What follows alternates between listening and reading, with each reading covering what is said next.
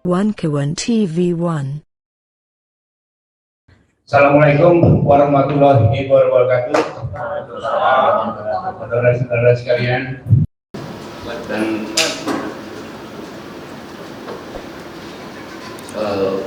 seluruh rakyat Indonesia sebangsa dan setanah air di mana saja berada.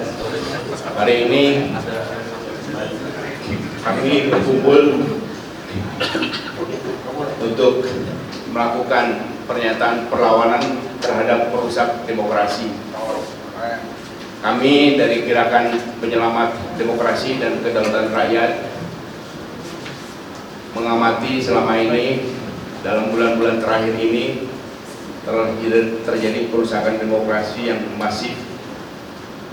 Jadi kami di sini ada Bang Badiar yang sejak tahun 60 memperjuangkan bangsa Indonesia untuk masuk ke ranah demokrasi.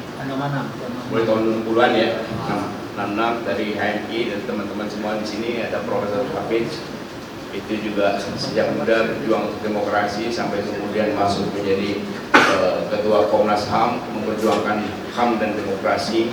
Di sini semua kami pegiat demokrasi yang mengalami berbagai cobaan dan perjuangan yang panjang, berdarah-darah. Kalau dihitung ada ribuan rakyat Indonesia, mahasiswa meninggal untuk demokrasi. Pada hari-hari ini kita lihat terjadi suasana genting terhadap demokrasi. Bagaimana Presiden Joko Widodo melakukan perusakan terhadap demokrasi, bukan hanya perusakan terhadap demokrasi. Saya ingin menjelaskan kejahatan Presiden Joko Widodo ini terhadap demokrasi ini. Saya ingin menggambarkan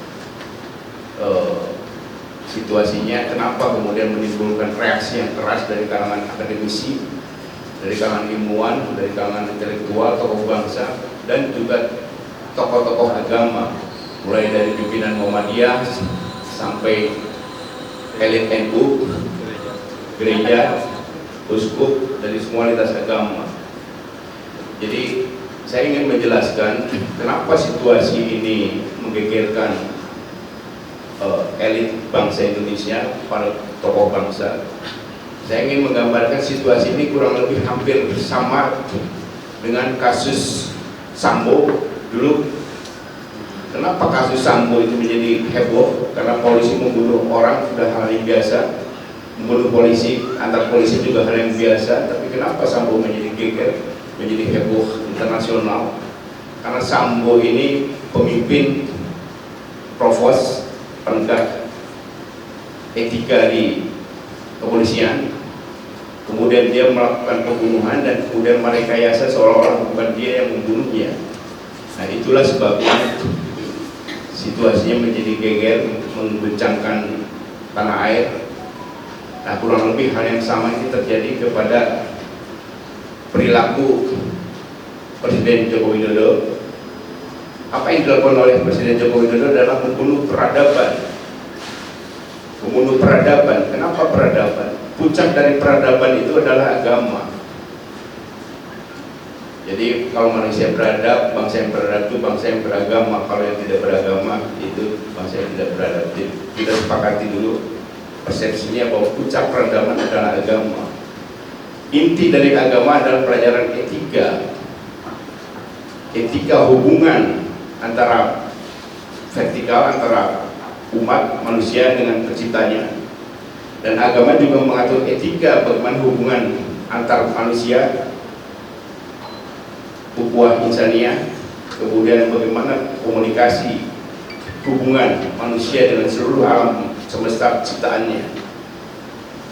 Puncak dari etika ini adalah di dalam politik adalah demokrasi. Demokrasi intinya adalah pemilu. Pemilu itu harus beretika. Kenapa etika penting? Karena dengan etika lah manusia bisa membedakan mana yang baik, mana yang buruk, mana yang bermanfaat, mana yang tidak bermanfaat, mana yang layak, mana yang tidak layak, mana yang halal, mana yang haram, mana yang boleh, mana yang tidak. Itu etika.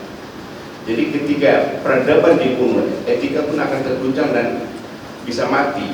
Sementara pemilu ini adalah ujian untuk menentukan pimpinan nasional menjadi tokoh-tokoh pimpinan di masing-masing stratanya, di legislatif, yudikatif, eksekutif, lewat pemilu.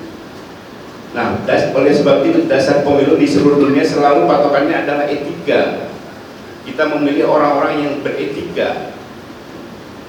Itu sebabnya kalau kita lihat pemilu-pemilu di banyak negara, calon-calon pemimpinnya itu pasti dicek soal etikanya. Nah, ini apa yang terjadi sekarang ini? Ketika etika dibunuh demi memuluskan politik dinasti keluarga, kemudian yang dipersoalkan, yang disuruh seolah-olah membunuh adalah Mahkamah Konstitusi, yang dibuat seolah-olah membunuh etika adalah Komisi Pemilihan Umum (KPU). Ini kurang lebih kira-kira kalau dalam konteks Sambo ini, Mahkamah Konstitusi dan KPU itu kurang lebih seperti Baradae yang dipaksa untuk mengakui dia membunuh, tapi Mahkamah Konstitusi dan KPU itu mungkin belum ada perlindungan, harus ada perlindungan saksi sehingga dia bisa mengatakan bahwa siapa yang menyuruh membunuh ini, siapa yang menyuruh membunuh etika oleh Mahkamah Konstitusi, oleh Komisi Pemilihan Umum.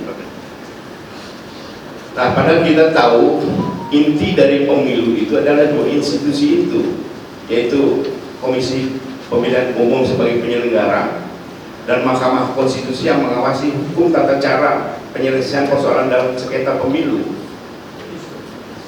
Nah, kita membayangkan, kami semua membayangkan bahwa pemilu yang akan terjadi beberapa hari lagi ini, apabila terjadi sengketa, tidak mungkin kita mengadukan ke Mahkamah Konstitusi hari ini yang seluruh hakimnya sudah divonis pelanggar etika berat. Kemudian juga kita tidak mungkin mengakui hasil pemilihan umum versi KPU yang seluruh komisionernya juga didakwa telah melakukan pelanggaran etika.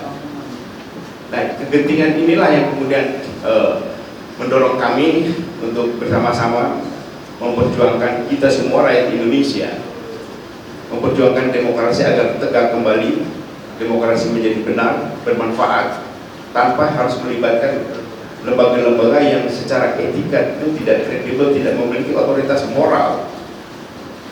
Nah, itu sebabnya kami menghimbau kepada Polri, terutama TNI dan Polri, khususnya polisi, Kepolisian Republik Indonesia, bersikaplah seperti kalian menyelesaikan persoalan Sambo. Persoalan Sambo itu kalau kalian tutupi, semua selesai. Tapi kan ada polisi-polisi yang berniat baik ingin membuka kasus ini. Jadi kami mendengar keluhan dari teman-teman direktorat di akademisi mendapat tekanan dari kepolisian. Saya mulai hari ini berhenti menekan itu. Tugas polisi dan juga TNI memang harus wajib menurut undang-undang menyelamatkan keselamatan, menjaga keselamatan presiden dan keluarganya. Itu wajib menjaga keselamatan presiden dan keluarganya, tapi bukan menyelamatkan kekuasaannya. Menyelamatkan pemerintahan itu urusan rakyat, dan rakyat akan menentukan hal ini tanggal 14 Februari besok.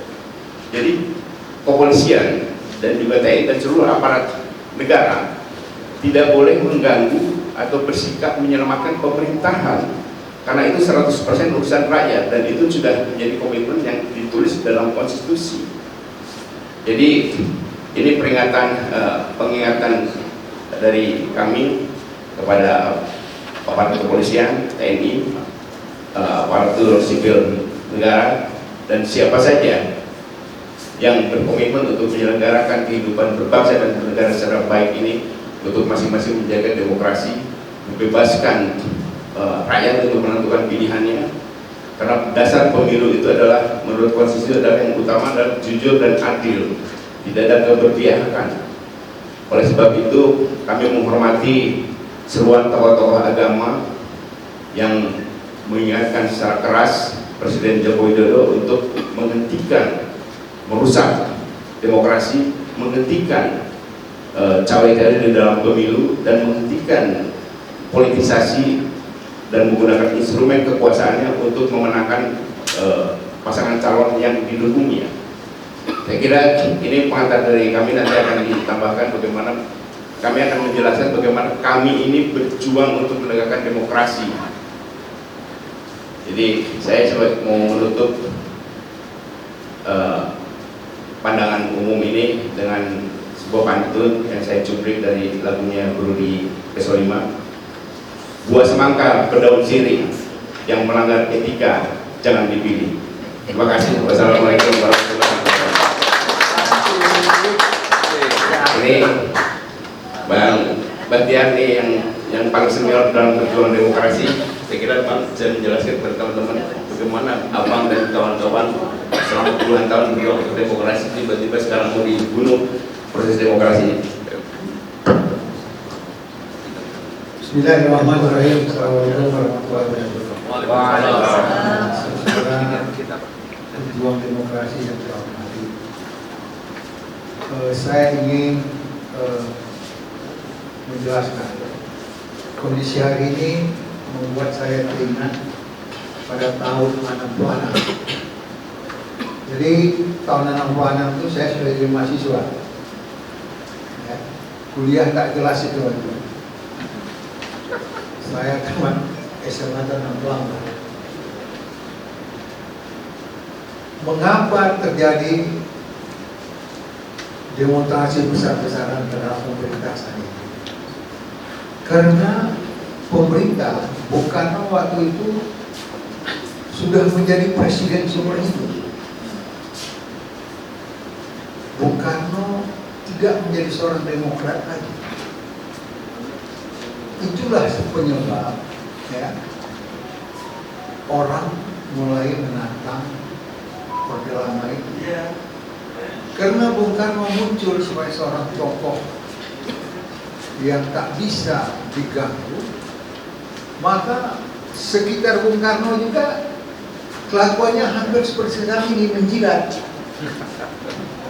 Jadi penjilat-penjilat sekitar Bung Karno itu pada waktu gerakan 66 di Jakarta itu, Subandrio itu kan mengejar Bung Karno, menyelamatkan diri, naik helikopter sampai sepatunya lepas karena diburu-buru oleh rakyat. Saya membayangkan tahun 66 itu seperti itu. Kok suasana hari ini hampir sama? Saya berterima kasih, ya, saya mengikuti dari Orde Baru, Orde Lama. Kemudian mengapa tahun 98 ada gelombang melawan Pak Harto? Kenapa Pak Harto seolah muncul menjadi presiden seumur hidup?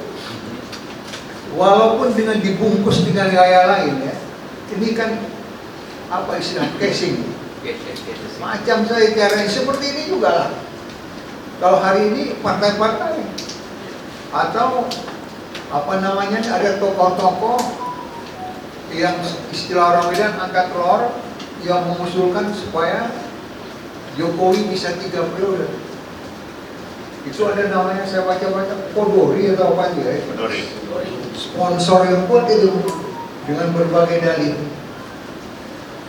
Dia tidak bercermin dari peristiwa masalah. Betapa keinginan menjadi presiden yang melanggar konstitusi berakibat fatal, pada sang presiden. Jadi saya mengamati, saya ingin mengucapkan terima kasih kesempatan ini kepada Ibu Mega. Sebagai ketua umum partai, beliau kokoh menolak keinginan Jokowi untuk 3 periode. Jadi beliau menyadari benar peristiwa Orde Lama, Orde Baru hendaknya tidak terulang pada masa reformasi. Kemudian juga saya ingin menyampaikan, ada kesan sekarang ini apa yang dilakukan dalam gerakan reformasi waktu kita menumbangkan Pak Harto, KKN, korupsi, nepotisme. Sekarang ini nepotisme luar biasa juga. Korupsi juga. Belum lagi korupsi.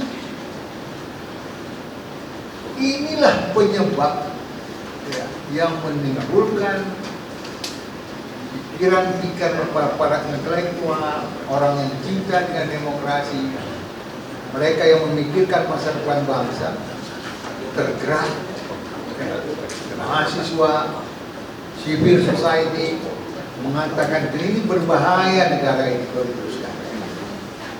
Bayangkan saja ada suatu daerah, bupatinya ada satu partai, istrinya ketua DPRD. Nanti dia 10 tahun, habis itu nanti istrinya pula jadi bupati, jadi 20 tahun. Kemudian anaknya lagi, karena anaknya sudah besar. Ini yang ditiru-tiru Jokowi saya lihat ini. Ini berbahaya untuk masa depan bangsa. Saya hanya menjelaskan secuil pengalaman saja ya, karena ini konferensi pers. Tapi saya merasakan hari ini seolah-olah seperti menjelang G13 PKI. Ya. Suasana tahun 66 itu kok nampak. Gerakan mahasiswa civil society melawan kekuasaan waktu itu luar biasa. Dan kemudian juga ada suasana reformasi yang akhirnya kita menolak ya, nepotisme, kita menolak kolusi, kita menolak korupsi. Dan hari ini ada pula tokoh reformasi, saya lihat adik-adik itu yang memuja-muja orang yang mendukung KKN. Saya kira orang yang seperti itu sejarah akan mencatat. Jejak digital tidak bisa dihilangkan. Rakyat, mereka yang punya akal sehat tahu mana pemimpin sejati, mana pemimpin ganda. Terima kasih. Assalamualaikum warahmatullahi wabarakatuh. Terima kasih Bang Batiar Hamzah. Saudara, tadi Bang Batiar sudah menjelaskan soal reformasi itu ada KKN-nya. KKN itu kolusi, korupsi, nepotisme. Tetapi pada 98 itu kolusinya tidak jelas, korupsinya tidak terlalu besar, nepotismenya hanya di kalangan keluarga cendana. Hari ini kolusinya sangat jelas. Apa itu? Pernyataan Boy Thohir, abangnya Erick Thohir, yang mengatakan bahwa sepertiga pengelola ekonomi Indonesia mendukung salah satu pasangan calon. Itu pasti kolusi, itu potensi kolusi yang nyata. Korupsinya kita sudah lihat banyak sekali, nepotismenya jelas, dimulai dari bawah sampai ke presiden, anaknya. Dan kemudian tadi Bang Batiar mengingatkan kepada G30 SPK tahun 60-an, 65, 66. Waktu itu rakyat Indonesia yang pro demokrasi berjuang, waktu itu dibantu oleh RPKAD, resmi para komando angkatan darat, yang kemudian menjadi Kopassus hari ini. Nah, salah satu bagian Kopassus ada di sini, namanya Jenderal Sunarko. Silakan Pak Narko. Lawan kurang. Ayo Pak. Aku dulu namanya RPKAD. Assalamualaikum warahmatullahi wabarakatuh. Terima kasih Pak Adi, saya tidak boleh untuk bicara. Bapak Ibu sekalian yang saya hormati, dulu bapak kita, orang tua kita yang mendirikan negara ini, yang kita selalu sebutkan Founding Fathers Republik Indonesia, dalam menyiapkan negara setelah para kolonialis itu meninggalkan kita, memutuskan, menyepakati dan memutuskan negara kita berbentuk negara demokrasi. Kita tahu sistem negara berdemokrasi itu banyak pelajarannya, tapi yang jelas kedaulatan negara itu ada di tangan rakyat.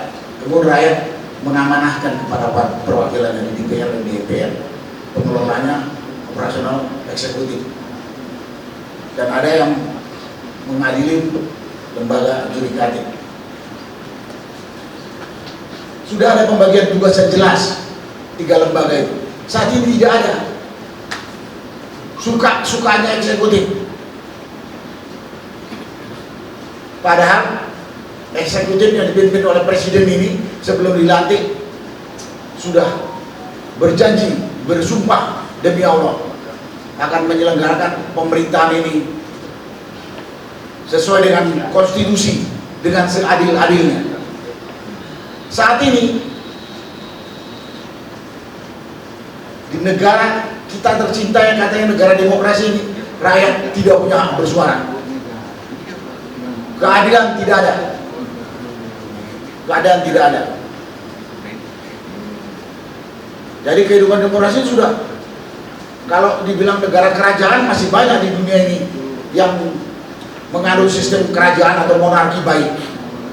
Cuman kalau dibilang kerajaan, negara yang memegang sistem otoriter, diktator, nggak ada saya lihat yang baik. Nah, kita ini udah mendekati ke situ. Kita kan sudah berarti kan pengelola negara saat ini sudah mengkhianati kesepakatan yang sudah dibuat oleh founding fathers negara kita ini, yang notabene orang-orang tua kita.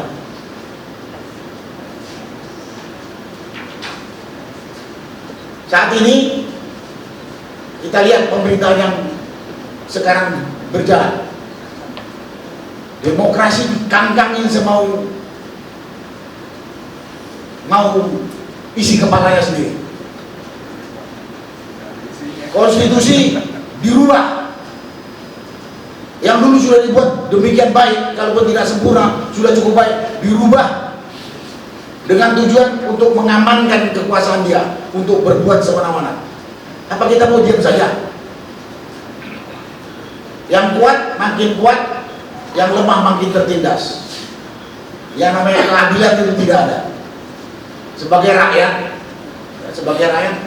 kita pasti tidak mengendaki ini, karena itu kita menuntut agar pemerintahan sekarang yang dipimpin oleh Jokowi ini ya kembali ke rule atau rel yang telah ditetapkan konstitusi yang baik.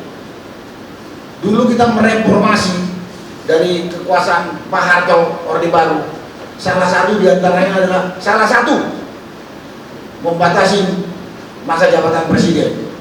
Sudah ditetapkan 2 periode. Sekarang mau dipanjangkan lagi. Nggak bisa dia memanjangkan. Sekarang dia panjangkan dengan anaknya yang dulu nggak mau dipersyaratkan untuk ikuti Pilpres. Jadi kita ini dibohong-bohongin terus, dibodoh-bodohin terus sama Jokowi. Ya dengan rejimnya. Karena ada begundalnya Jokowi yang mengatakan, oh Gibran itu perwakilan Gen Z. Ya kalau dipilih dari orang pintar, yang lebih pintar dari si Gibran syarat-syarat, kok si Gibran yang dungu itu dipilih. Saya langsung sebut saja.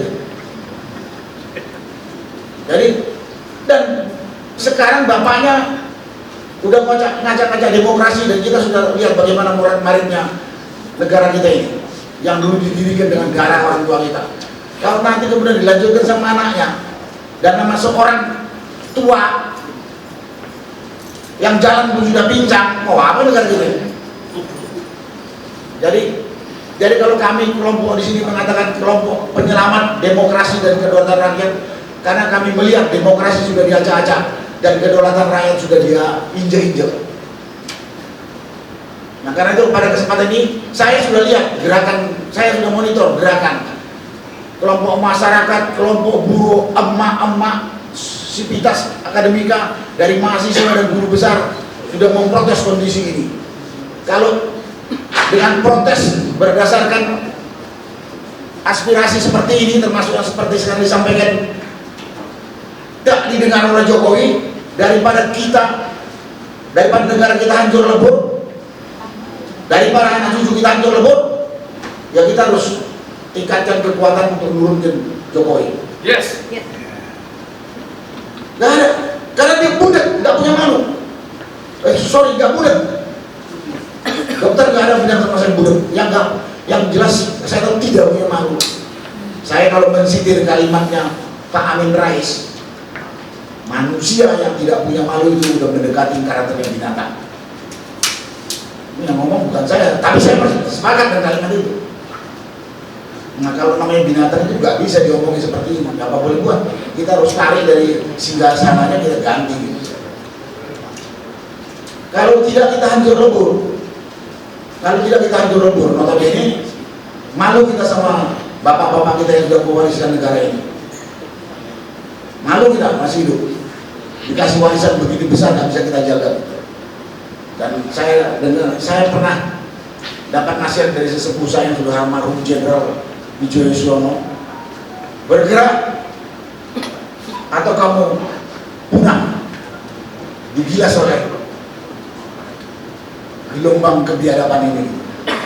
Itulah yang perlu saya sampaikan. Jadi kami di sini karena mencintai negara kesatuan Republik Indonesia yang sudah susah payah didirikan ini, sesuai dengan sistem yang kita alur dulu demokrasi, karena demokrasi sekarang sudah hancur lebur.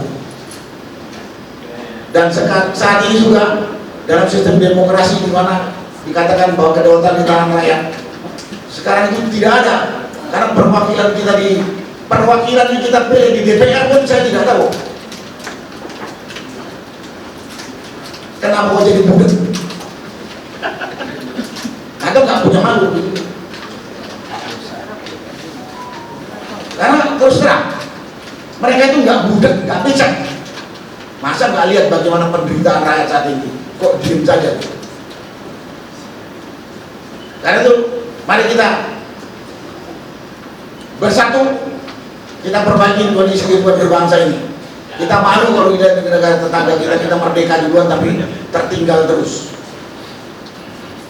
Malu kita dengan Vietnam yang baru merdeka tahun 70-an, Malaysia tahun 60-an. Kita tahun 45 udah merdeka, tapi masih seperti ini. Salahnya mana? Ya mungkin kita ini banyak yang terlalu nerimo. Kalau ya terlalu nerimo. Padahal kalau menurut saya bukan orang Jawa tapi tahulah nerimo itu kalau kita sudah berikhtiar habis-habisan belum berhasil ya kita harus nerimo, jangan bunuh diri. Kita kan sekarang belum berikhtiar habis-habisan untuk memperbaiki kondisi. Karena itu mari kita bersatu, kita perbaikin sehingga anak cucu kita lah yang menikmati walaupun bukan kita saat ini. Sehingga ya di mata dunia, di mata generasi yang akan datang, kita masih dianggap orang tua yang bertanggung jawab terhadap negara dan bangsa yang kita cintai ini. Amin, amin. Itu aja yang bisa sampai pada kesempatan ini. Mudah-mudahan dimengerti. Kalau sudah mengerti, mudah-mudahan kita mau bersama untuk memperbaiki dengan kemampuan yang ada. Yang kita hadapi ini orang-orang yang saya bisa katakan nggak punya malu, rakus sudah tidak punya malu. Itu aja mungkin yang saya sampaikan pada kesempatan ini. Terima kasih. Wassalamualaikum warahmatullahi wabarakatuh. Waalaikumsalam warahmatullahi wabarakatuh. Mantap. Terima kasih Jenderal Rasnamko. Jadi saudara sekalian, saya ingin menjelaskan sekali lagi hal kejahatan terbesar Presiden Widodo itu adalah memaksa kita untuk menjilat-jilat diri sendiri, terutama terhadap Soeharto yang kita dulu paksa untuk turun. Jadi sekarang ini kita dipaksa untuk memuji-muji Soeharto. Itu kelakuan Joko Widodo. Sehingga kita selalu membandingkan di era Soeharto yang otoritariannya itu masih ada kebebasan akademis, masih ada penghormatan terhadap perguruan tinggi. Itulah sebabnya di masa itu, di masa Orde Baru, tokoh-tokoh sipil itu dari kampus itu banyak sekali yang terkenal kayak Dawang Raharjo, Azumani Azra, Sucipto Wiro Sarjono, dan banyak lagi termasuk Amin Rais juga waktu itu dari kampus juga. Tidak ada masalah, tidak ada intimidasi. Bahkan ketika Bang Batiar di parlemen kemudian bersama kami di luar sipil, saya itu mendesak agar muncul Komnas HAM untuk mengawasi HAM agar pemerintahan tidak melanggar HAM itu dilaksanakan dan bisa terjadi.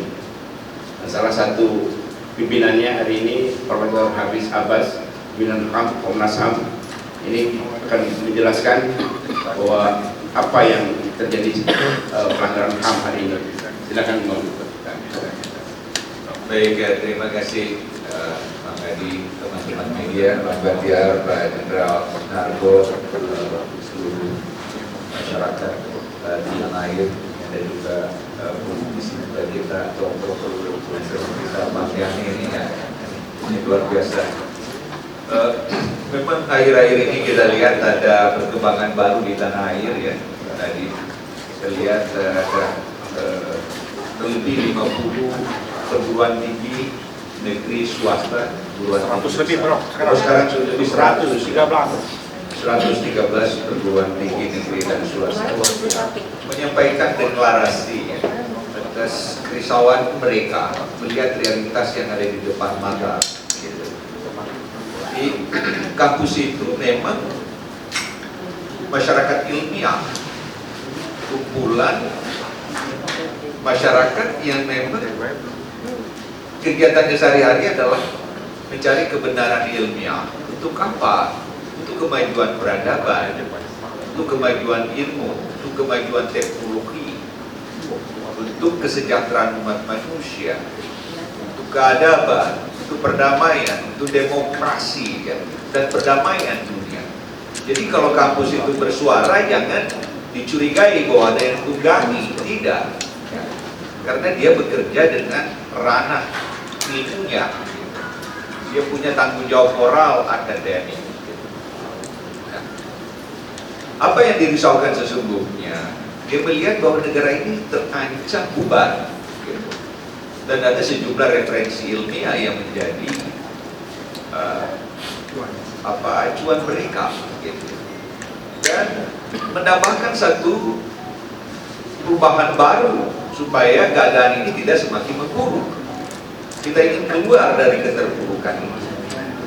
Ada misalnya laporan Bank Dunia yang banyak dirujuk oleh kampus-kampus yang menyebut Indonesia Rising Divide. Jadi setiap detik semakin terancam pecah. Itu dipublikasikan 2016 lalu. Dari situ terungkap jelas 4 sumber malapetaka Indonesia yang mengancam dia bubar. Pertama ada inequality, injustices, ada ketidakadilan. Masa ada seorang warga negara yang punya jutaan hektar tanah, masa ada 4 pemegang KTP, bukan 4 perusahaan, 4 orang, kekayaannya hampir sama dengan setengah penduduk Indonesia. Masa ada sejumlah provinsi luas tanahnya itu, ya, jika dihitung tanah yang dikuasai oleh oligarki dari mereka-mereka yang menjilat penguasa gitu, itu jauh lebih luas dibanding seluruh dataran provinsi itu. Misalnya Sulawesi Tenggara, Kalimantan Utara, Kalimantan Timur, dan sejumlah provinsi-provinsi lainnya. Karena apa? Izin yang diberikan kepada pengusaha-pengusaha ini tumpang tinggi, sehingga ketika kita menjumlahkan izin-izin yang dikuasai oleh mereka, itu bisa 2 kali lipat lebih luas dari seluruh dataran provinsi. Jadi tidak ada lagi haknya penduduk setempat. Itu dilaporkan di Kompas 18-19 Maret 2018. Ada 50 juta hektar tanah dikuasai hanya kelompok kecil. Bayangkan hanya luas Jakarta hanya 66.000 hektar. Ini 50 million square hectares. Coba berapa ribu kali itu wilayah Singapura. Coba bayangkan. Itu pertama. Yang kedua adalah mayoritas penduduk Indonesia ini terserat di sektor ekonomi yang berupah rendah karena mutu pendidikannya tidak bisa bersaing di kancah global. Dia tidak bisa bersaing dengan kelompok atas gitu. Sehingga dia terbelenggu pada kultur kemelaratan, kata Oscar Lewis, the culture of poverty. Kampus risau, di mana mereka bisa keluar dengan dignity, kehormatan? Dia tidak sejahtera. Yang ketiga, duit yang beredar lebih 3.000 triliun APBN kita. Ya, coba Anda bayangkan, itu hanya beredar di kelompok kecil saja gitu ya.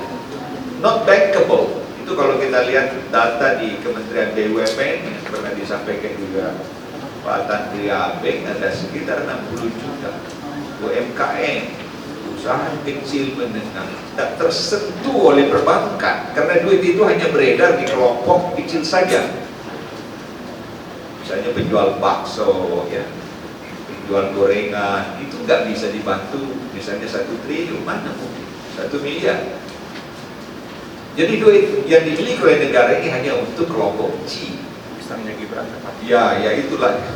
Ini temannya tokoh-tokoh yang ada di elit di atas. Dan yang terakhir ini juga paling berbahaya. Mayoritas orang Indonesia tidak punya tabungan. Coba cek aja. Mana ada tabungannya misalnya 1 miliar untuk sekolahkan anaknya di luar negeri. Bisa menjamin hari tuanya ya, keadaan dan ya perubahan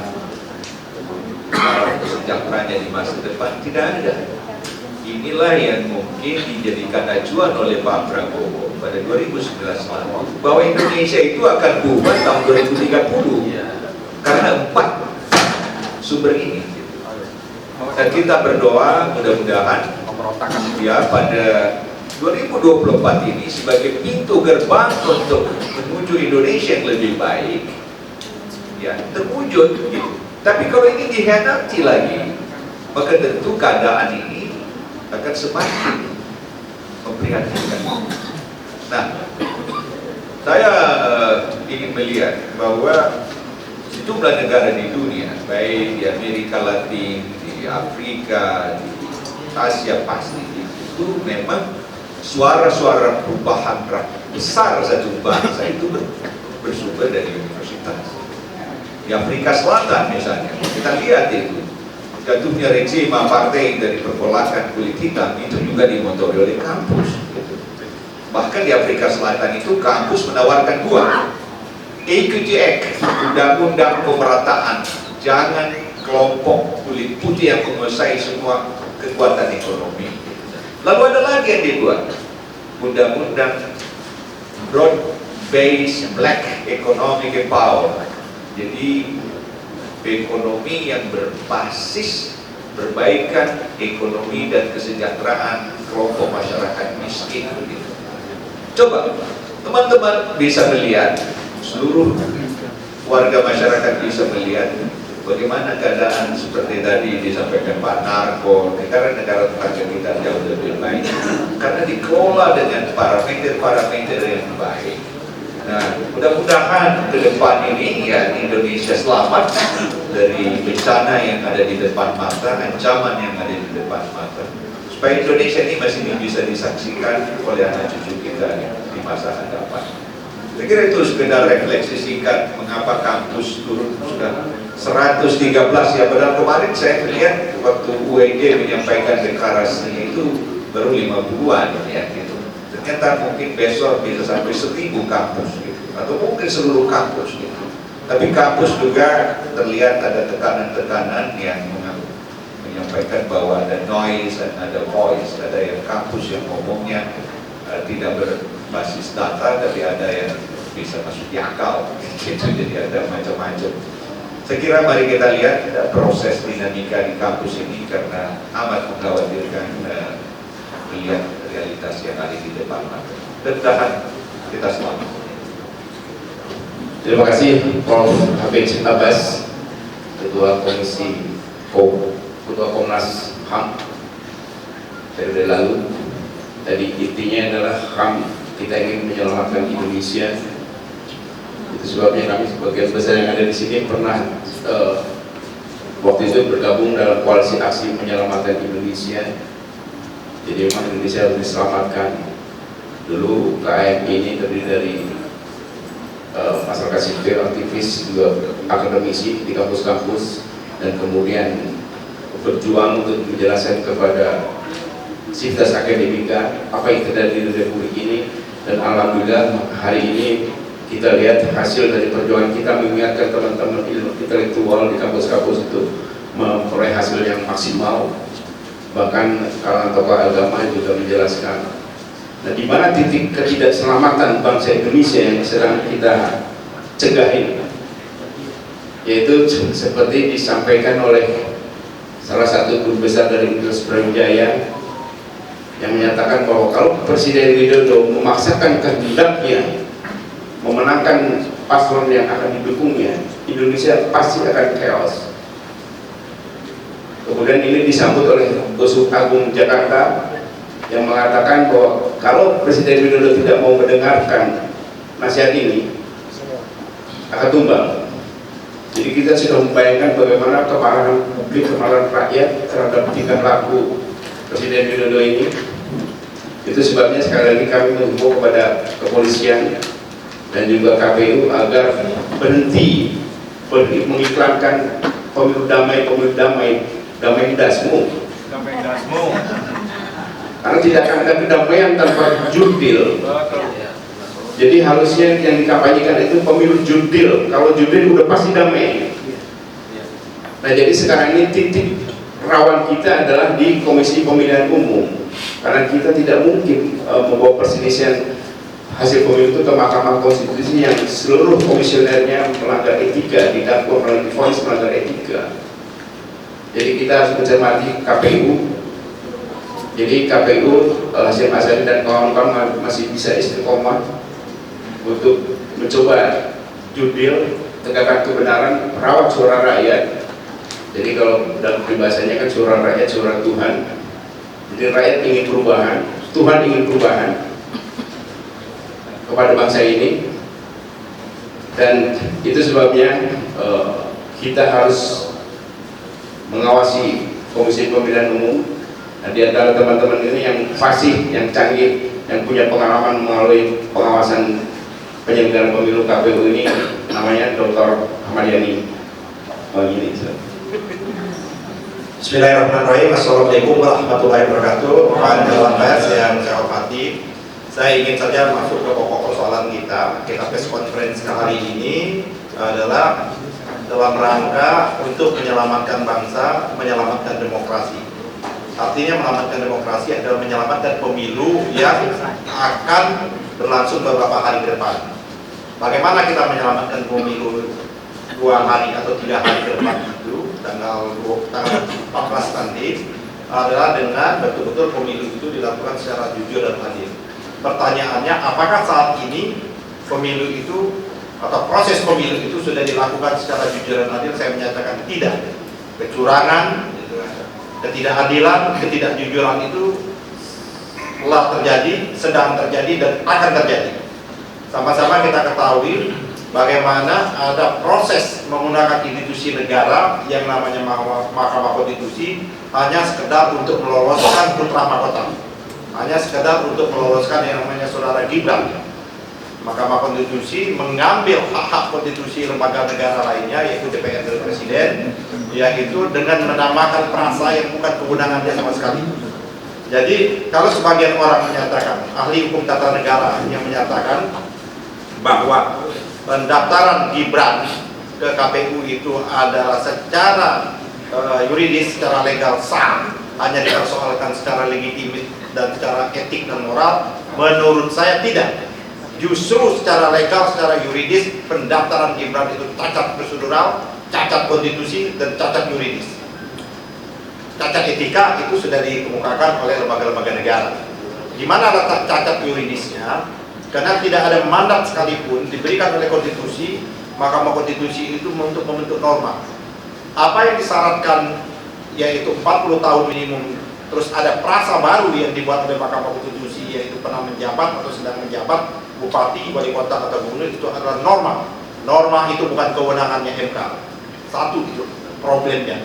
Kita pada waktu itu, saya pada waktu itu sudah mengusulkan, kalau memang presiden cinta anak, sayang anak, ya kan, ini kan pemilu sayang anak, yaitu lawan aja bentuk yang namanya Perpu, tapi presiden tidak mengeluarkan Perpu untuk melegalitaskan anaknya. Yang kedua, peraturan KPU itu pada tanggal 18 Desember sampai tanggal 25 Desember, 7 hari itu masih, kalau tidak salah, PKPU nomor 1 itu masih berlaku dan masih mensyaratkan minimum usia 40 tahun.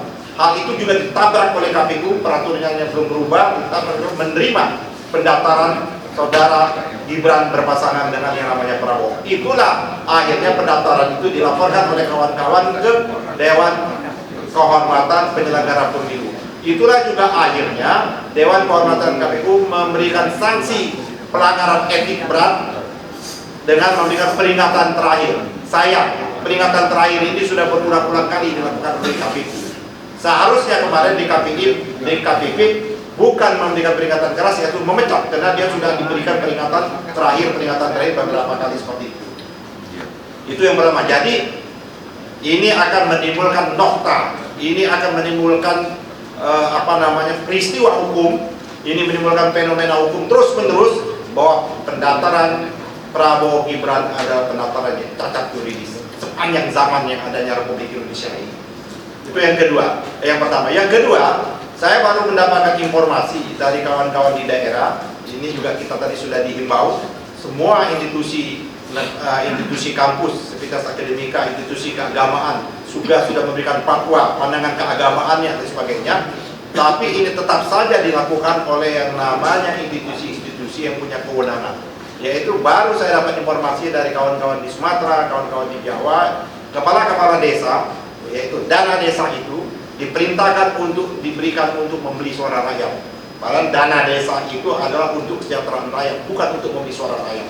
Oleh karena itu saya mengingatkan betul kepada kepala-kepala desa, walaupun sekarang dikatakan ada garansi oleh institusi penegak hukum tidak akan diusut, tapi kalau tadi ada peristiwa perubahan, pasti itu akan dituntut, pasti akan dilakukan penyidikan dan bisa juga dihukum karena menyalahgunakan uang desa yang seharusnya uang desa itu untuk kesejahteraan rakyat, bukan untuk dibagi-bagikan untuk dalam rangka memenangkan capres tertentu.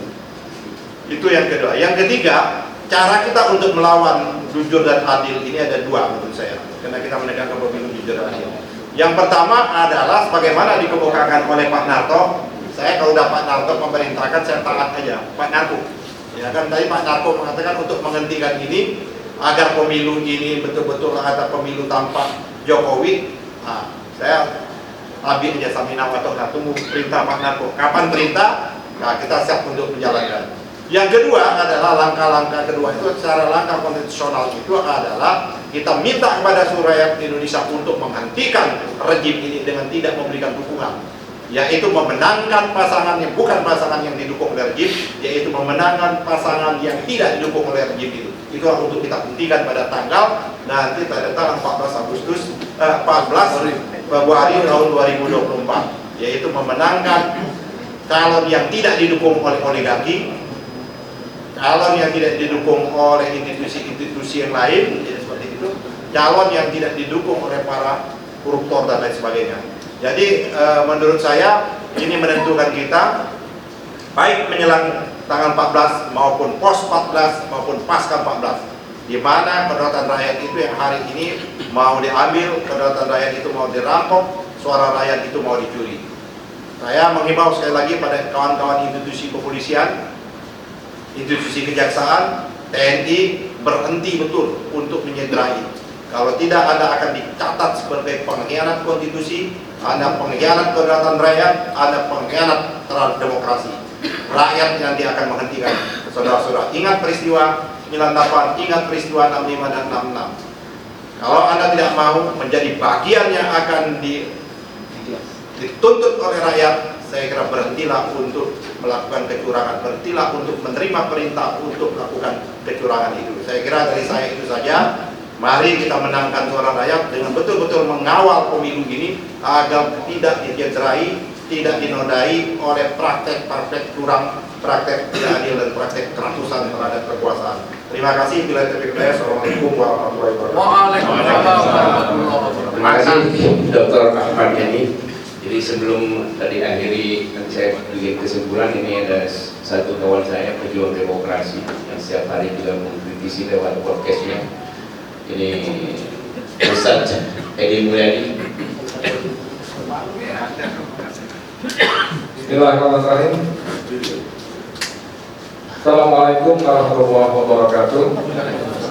Alhamdulillah, salawat dan salam semoga merupakan kepada Nabi Muhammad SAW serta keluarga, sahabat dan pengikutnya.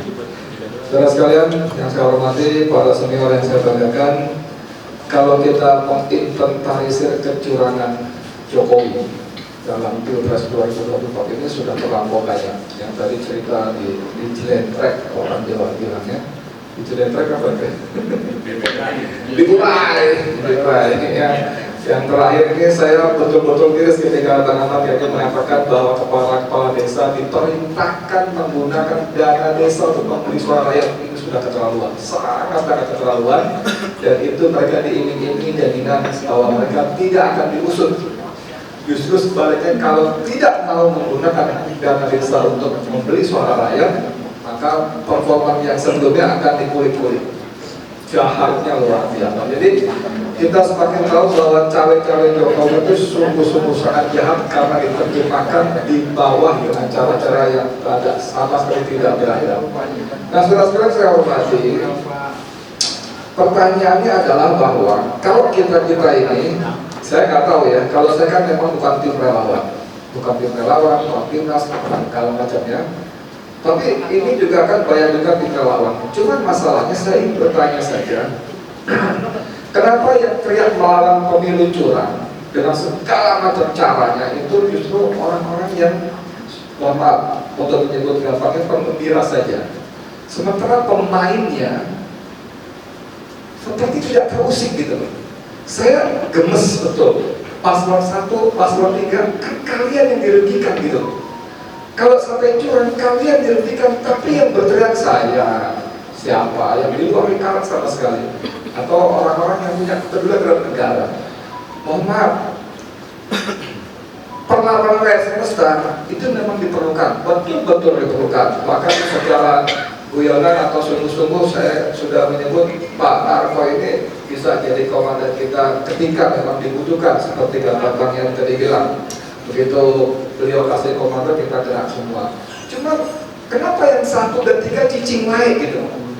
Kenapa kalian nggak berembuk, entah masing-masing, entah suku-suku bersama, duduk, undang wartawan, kami tolak. Jadi kalau kita mundur pada tahun 2016 kalau nggak salah, ketika Pilkada DKI, itu secara teori Ahok pasti menang. Didukung oleh presiden, didukung oleh birokrasi, didukung oleh Taipan Naga segala macam, pasti menang. Tapi Allah, alhamdulillah, Allah kasih hadiah kita, bangsa Indonesia, DKI khususnya, Republik Islam khususnya, dikasih hadiah berupa dia kepleset atau memang kurang ajar dengan Al-Maidah ayat 51. Umat Islam marah di bawah komando Habib Rizik, disuruhkan akhirnya dengan izin Allah, Ahok menang. Kita pada Pilpres ini Allah sudah kasih hadiah 2 kali, saudara. Kalah. Saya sengaja ngomong gitu supaya umat apa enggak gitu.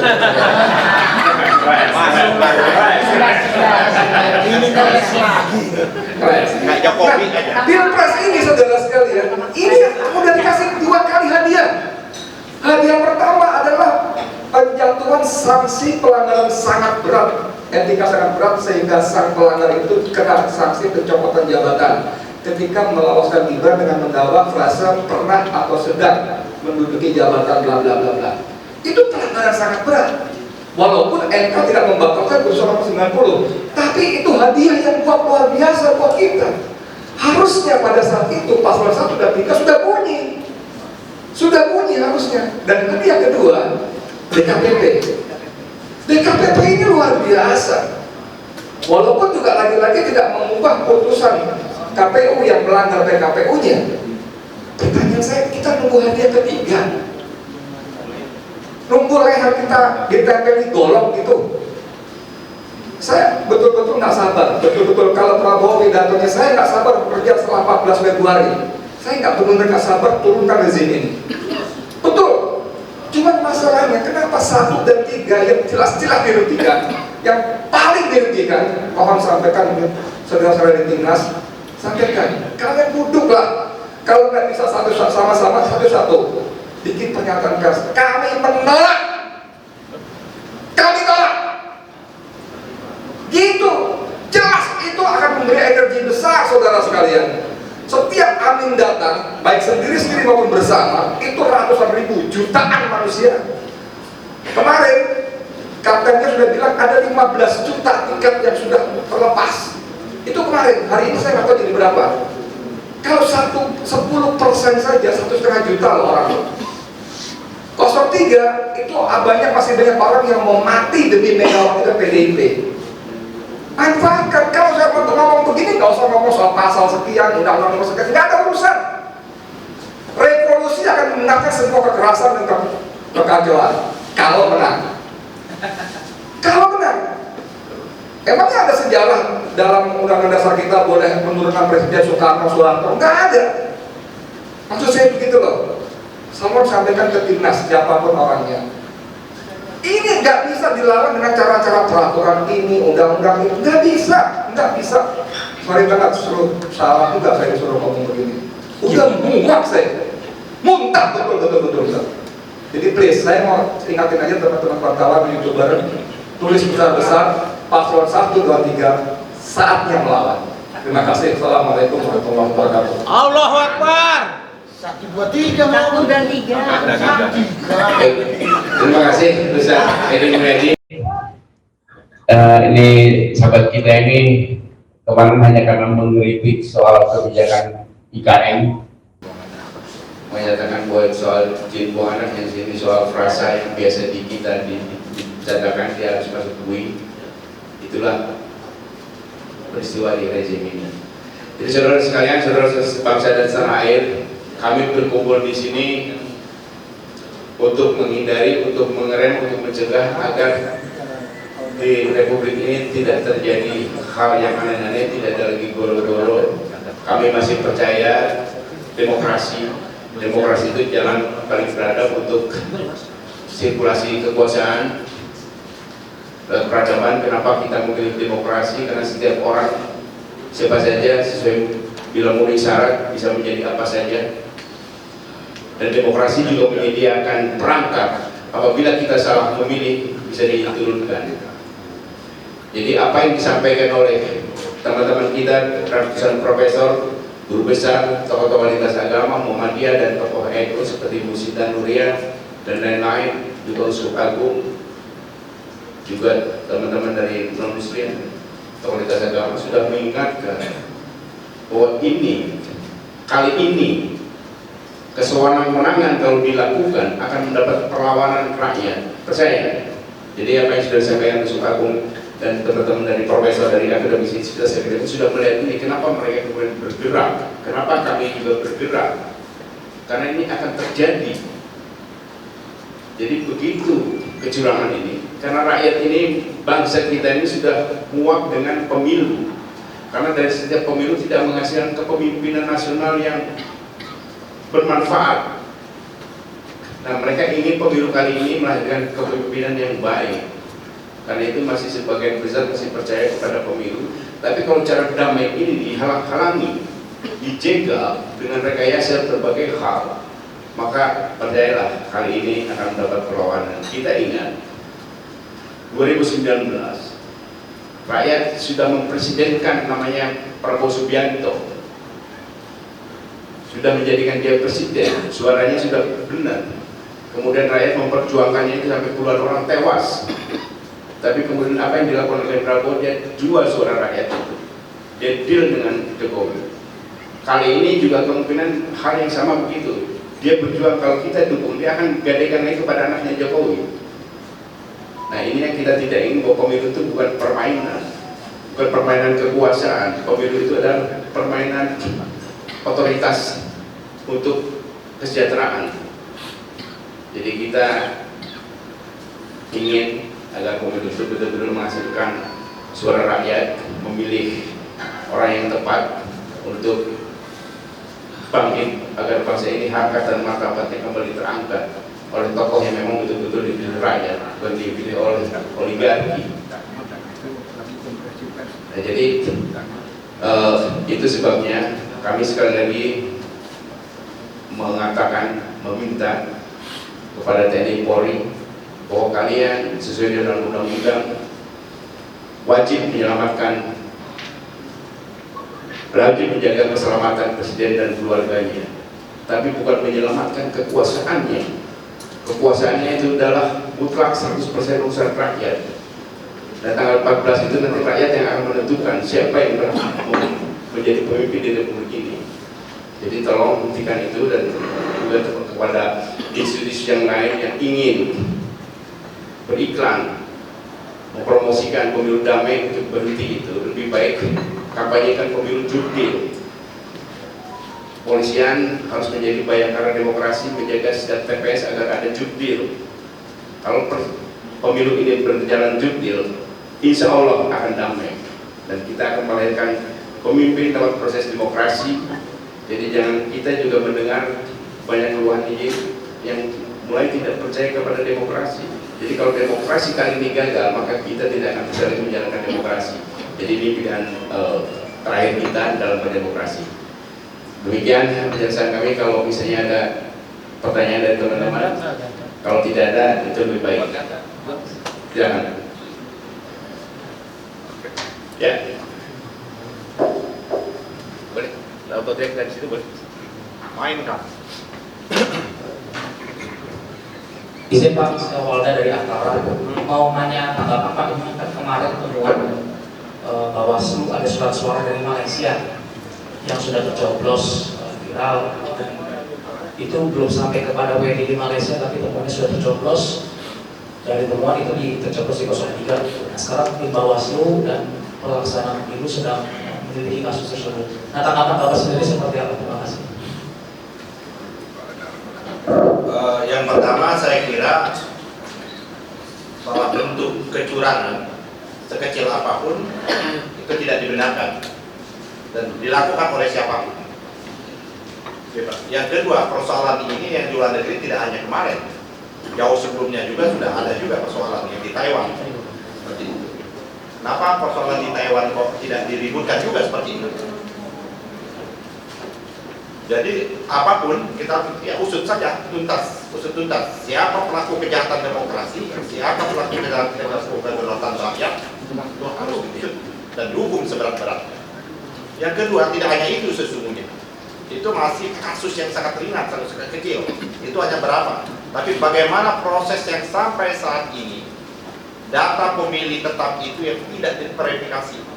Ada angka yang cukup besar. Data yang cukup misterius itu antara 20 juta sampai 50 juta. Jadi ada angka 20 sampai 50 juta yang tidak terverifikasi data DPT tersebut. Itu pertama.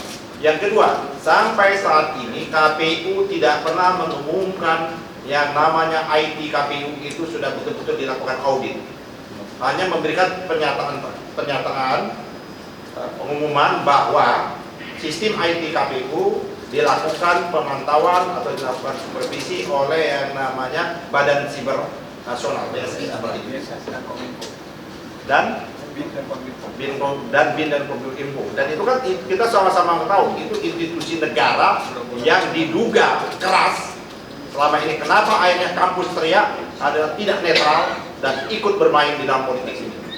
Kita minta sesungguhnya yang namanya Sirekap KPU, sistem itu harusnya diaudit, harusnya dibuka sedemikian rupa kalau memang kita ingin pemilu itu betul-betul jujur dan adil. Jadi sekali lagi, dimanapun letak kecurangannya, sekecil pun letak kecurangannya, harusnya didiskualifikasi. Kecurangan itu tidak bisa dilihat secara kuantitatif. Kecurangan itu sekecil apapun kecurangan tetap kecurangan, tidak bisa hanya dilihat kuantitatif. Sebagaimana Mahkamah Konstitusi menjadi Mahkamah Kalkulator. Kecurangan sekecil apapun harusnya didiskualifikasi, termasuk kecurangan proses penerimaan pendaftaran Gibran di KPU itu harusnya didiskualifikasi seperti itu. Baru memang kita mau teriak bahwa ada tren pemilu ini jujur dan adil. Jadi saya setuju juga apa yang dikemukakan oleh Profesor tadi Mas Adi ya.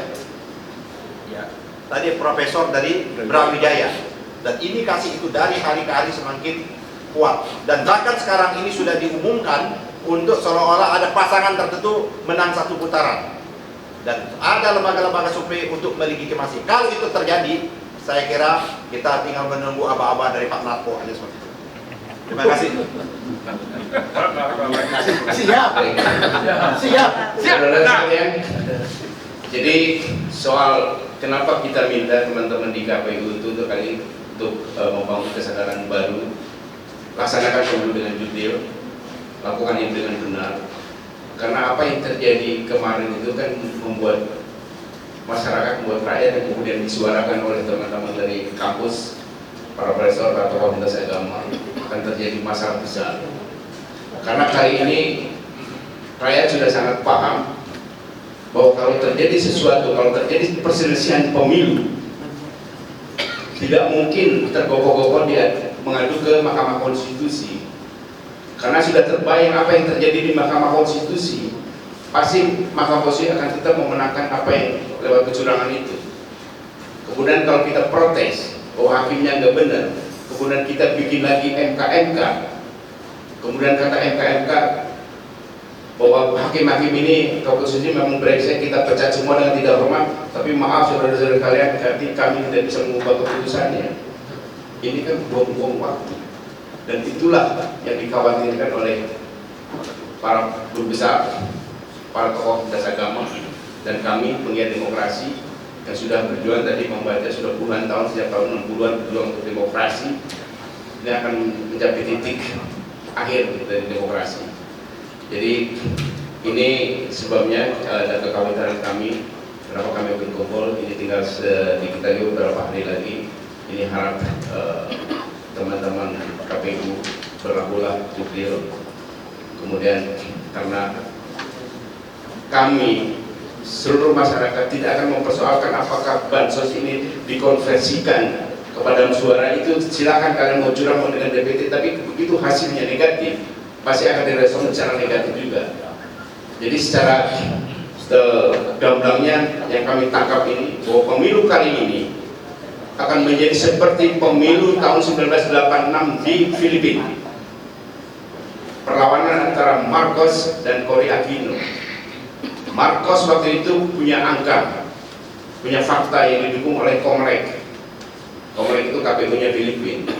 Tapi Cory Aquino juga punya fakta yang didukung oleh NAPFREL, lembaga independen pengawas pemilu, dan yang penting adalah didukung secara moral oleh kalangan agama dipimpin oleh Kardinal Sin. Nah, jadi produk pemilu itu adalah angka politik. Angka politik itu harus didukung oleh 3 hal. Pertama oleh fakta, kedua oleh kekuatan, ketiga oleh moral. Jadi kalau fakta dan moral, kekuatan saja tidak akan meyakinkan publik bahwa itu sebagai pemenang. Jadi harus fakta, kekuatan, dan moral. Nah, kita lihat besok itu hasilnya, faktanya seperti apa, kekuatannya seperti apa, moralnya seperti apa. Jadi sekuat-kuatnya angka, sekuat-kuatnya kekuatan, kalau tanpa moral tidak ada artinya untuk menunjukkan hasil pemilu.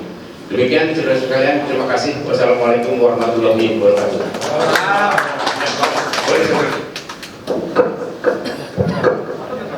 Nanya. Tambahan boleh tambahan. Belum selesai.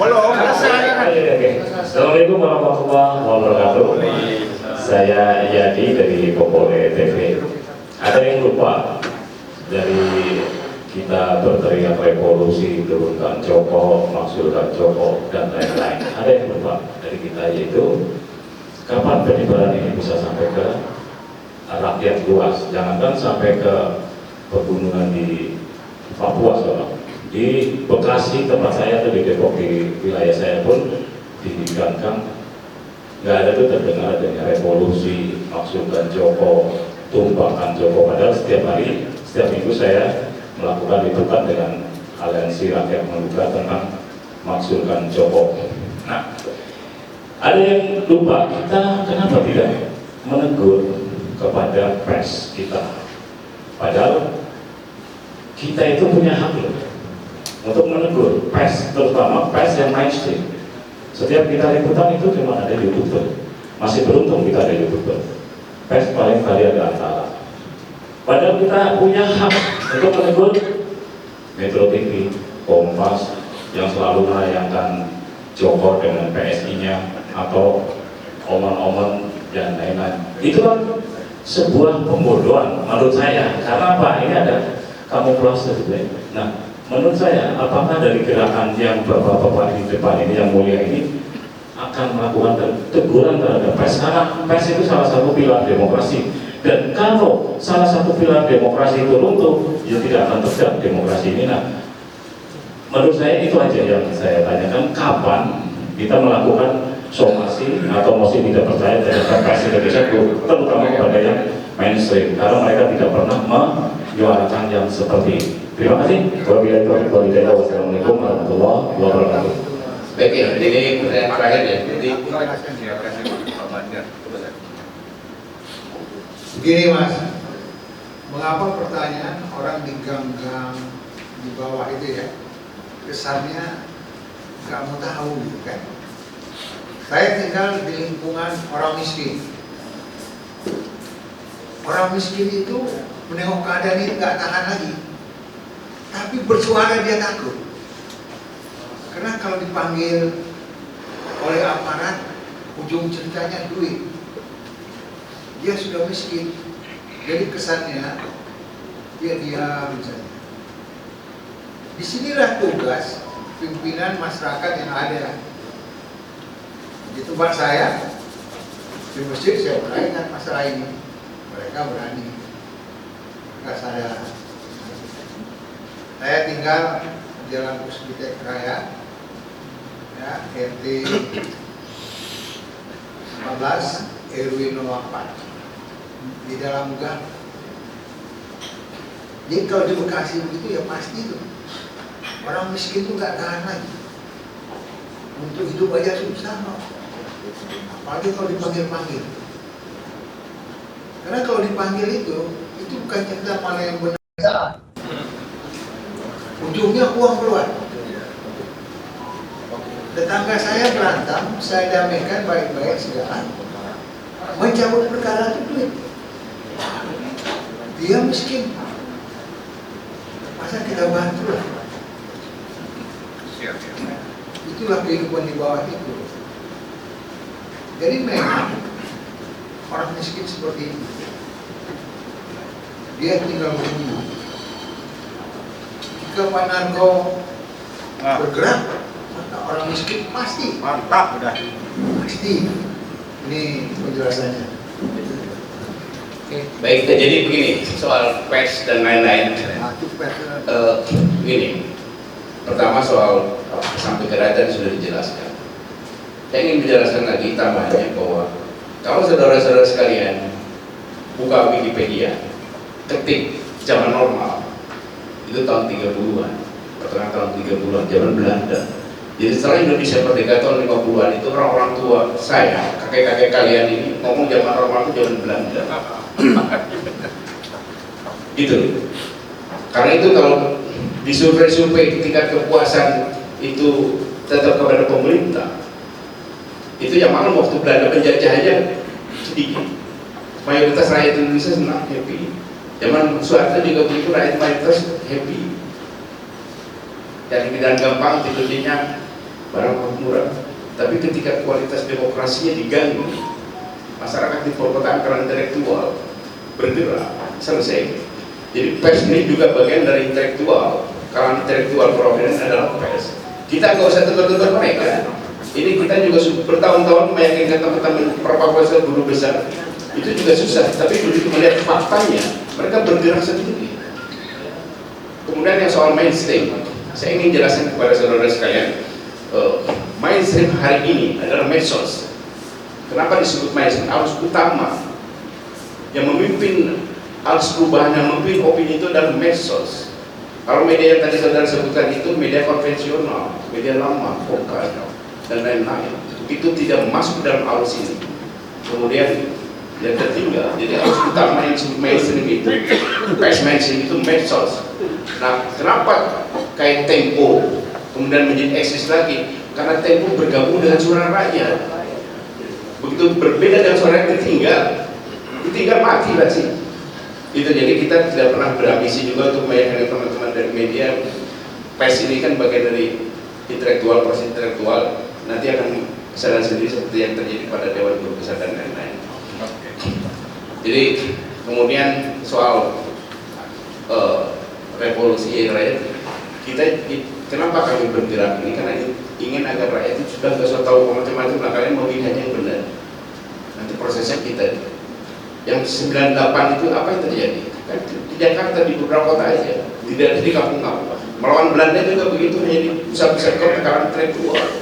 Jadi kita tidak ingin membanding rakyat, kita ingin selalu melindungi rakyat. Demokrasi itu bagian dari cara melindungi rakyat dari proses politik yang busuk. Dan kita kawan intelektual itu punya tanggung jawab moral untuk menyelamatkan proses itu. Kayak gitu ya. Ya. Terima kasih. Oh, satu lagi, ini kayak DKPP terakhir, paling akhir. Saya Jamal dari Remon. Tapi pertanyaan untuk Pak Syahdan. Tadi kan Pak Dimas Ardi bilang menyatakan soal netralitas TNI, Polri, tapi kan ada juga yang luput dari pandangan publik ini terkait netralitas BIN. Kita juga kan dia memiliki jaringan luas di daerah. Ini Dudung ini. Bisa pada seperti apa soal netralitas BIN. Terima kasih. Jadi netralitas semua aparatur negara. Ya, silakan Bang Ganda. Adresnya langsung ya. Terima kasih. Berdiri enggak? Terima kasih Remoy. Jamal dari Remoy. Dan saya pikir seruan kita kepada netralitas ini berlaku untuk semua tentunya. Ya, tapi kan memang kita melihat bahwa heavy-nya atau beratnya itu adalah pada Presiden Jokowi, ya, yang sejak awal sudah menyatakan cawe-cawe. Sebenarnya kalau Presiden Jokowi tidak cawe-cawe, Presiden Jokowi itu netral dan Presiden Jokowi itu mengatakan seluruh pejabat negara tidak boleh terlibat, tidak boleh memihak, maka pasti including yang dipertanyakan dari BIN tadi juga pasti tidak akan mempunyai tendensi apapun. Nah, ini kan persoalannya, pertanyaan ini kan agak tendensius, seolah-olah karena BIN ini kan dia ada afiliasi kepalanya dengan Ibu Megawati, misalnya seperti itu. Ada satu partai, tapi saya pikir kan dia tetap dalam orde di mana dia itu adalah anak buah Jokowi, kekuasaannya BIN ini. Ya, seperti juga Jaksa Agung, anak buah Jokowi juga ketika Pak Jokowi intervensi dalam pengertian struktur kekuasaan kepada kepada Jaksa Agung, atau Jaksa Agungnya nurut. Ya, begitu juga ketika dia intervensi pada kekuasaan di bawahnya atau perintah yang mengintervensi dalam pengertian negatif kepada Kemenkumham, ya pasti ikut Kemenkumham itu. Nah, jadi potensi utama tetap kita sorot ini pada presiden. Jadi presiden ini ibaratnya teladan. Jadi usul saya itu daripada kita fokus pada BIN, ya itu teladannya aja dulu. Jadi kalau Jokowi itu bebas dari keberpihakan dan pemerintahan, seluruh pejabat-pejabat negara, menteri, BIN, polisi, tentara, dan lain-lain itu netral, maka itulah tujuan daripada konferensi pers ini, meminta supaya tidak ada kecurangan. Terima kasih. Baik, terima kasih saudara-saudara kalian. Kita sudah selesai, jadi intinya adalah bahwa kita ingin menyelamatkan demokrasi, ingin melihat pemilu ini berjalan detail. Dan untuk itu sekali lagi saya menutup acara ini dengan pantunnya dari Bluri. Buah semangka berdaun sirih, yang melanggar etika jangan dipilih. Terima kasih. Assalamualaikum.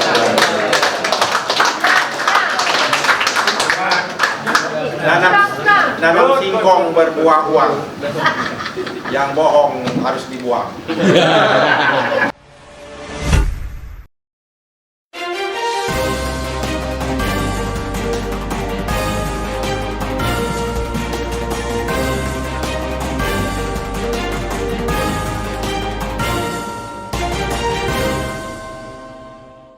One K1 TV1